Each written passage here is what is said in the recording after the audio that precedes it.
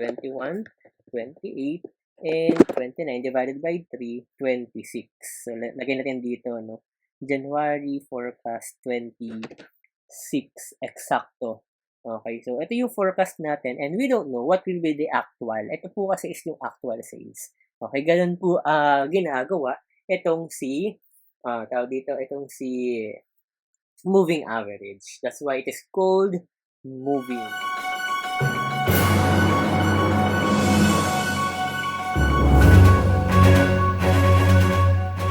Yes, hello everyone. So welcome to our lecture regarding our first forecasting model, which is moving average. Okay? So when we say moving average, this is basically the simplest form of forecasting. This is very effective when sales are relatively steady over time. So take note, no? Ginagamit lang po si moving average when sales are relatively steady over time. If erratic pa po siya, if erratic pa yung sales natin, hindi natin ganun ma-apply si moving average, hindi siya ganun ka-effective because moving average is actually a indicator or a forecasting model that shows the trend of specific item, of specific aspect of the organization. Kung ano man yung data na pinagagamitan natin ng moving average as the forecasting model. Now, moving average here on this presentation will be presented with the following conditions. First condition or first assumption is that there is a historical record of actual events. That is the first assumption natin. Dapat meron. If there's no historical record, if umpisa pa lang, if product launching pa lang, bago pa lang yung product, hindi po applicable itong si moving average. Second, the forecast is based on determined number of past periods. Pare-pareho po yung number of past periods na gagamitin natin across the computations for our moving average. Now, for the third one, the past periods have equal importance. Pare-pareho yung importance nila, pantay-pantay, kaya siya tinawag na average. For example, we are using past 10 months as our period. So, every set of data will be divided into 10. Okay? Pare-pareho po sila ng level of importance. Next, let's have here our problem. So, our problem involves Del Monte Ketchup. I know you are all familiar with this. So, we have here Mr. George. So, George is the marketing manager of Del Monte Ketchup. Wants to forecast the sales of ketchup on monthly basis. Okay? He was able to monitor the monthly sales and is planning to use the immediate past 3 months. So, we have here, ito yung sinasabi kanina, no, na pare-pareho dapat. And our problem says past 3 months as the basis for his projection. The figures are summarized in the table on the next slide. Okay, so the question is, what is the forecast on the monthly sales? Now, here's the data. So we have here for the January up to December. Sales, these are all in $1,000. So for example, we have 8 for January. This is actually means $8,000. 15 means $15,000.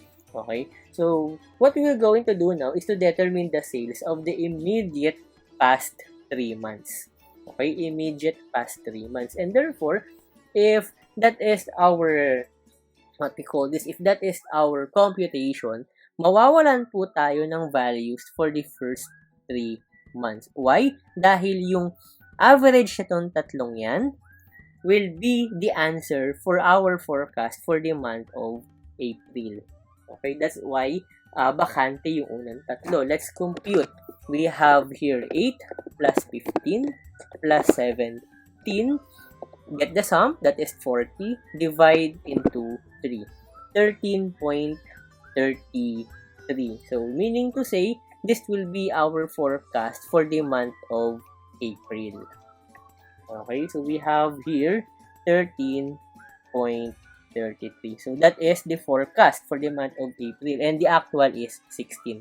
Ganun po ginagawa si moving average. Okay, so next natin for the May, ito na tatlo naman. Ayan, nakuha nyo na. So, 15, just delete the first one, plus 17, plus 16. Divided by 3, our answer is 16. So, kung titignan nyo, no? Forecast ng month of May is 16, tapos ang actual is 16. Tumama yung forecast. Okay, nauurong po siya, that's why it is called moving average. Okay, now for the June, we have here this one, 17, 16, and 16. So, let's write it here. 17, 16, and another 16. Divided by 3, that is 16.33. So, 16.33. Next, ito naman. 16, 16, and 23. So, delete ang 17 plus 23. O, diba? Napakadali lang ni moving average. That will be 18.33. Okay? So, next, ito naman po tayo. 23 up to 25. 16. Sorry. Ayan. Dahil na-adjust din ako. Okay. So, ito naman. 16, 23, and 20 for the August. Okay? So, 16, 23, and 20. Divided by 3, that is 19.67. So, 19.67. Next, we have 23, 20, and 25. Oops. 23, 23, 20, and 25. We have, average niya is 22.67. So, 22.67. Next, we have 20, 25, and 28. Okay, so 20, 25, and 28. Divided by 3, that is 24.3. Okay, and ang actual niya nung October, naging 21 na.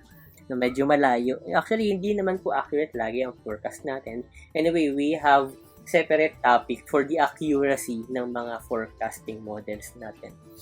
Okay, so next we have 25, 28, and 21. So 25, 28, and 21. 24.67. So this is 24.67. Next, we have 28, 21, and 28. Another 28, 21, and 28 divided by 3. That is 25.67. 25.67. That is the forecast for December. Pero yung naging actual niya, 29. Now guys, if we wanted to know what will be the forecast for January next year, no, ito lang po yan. Kunin nyo lang, 21, 28, and 29. Okay, so 21, 28, and 29 divided by 3, 26. So, lagay natin dito, no? January forecast 26. Eksakto. Okay, so ito yung forecast natin and we don't know what will be the actual. Ito po kasi is yung actual sales. Okay, ganun po ginagawa itong si moving average. That's why it is called moving. Okay? Using the 3 months.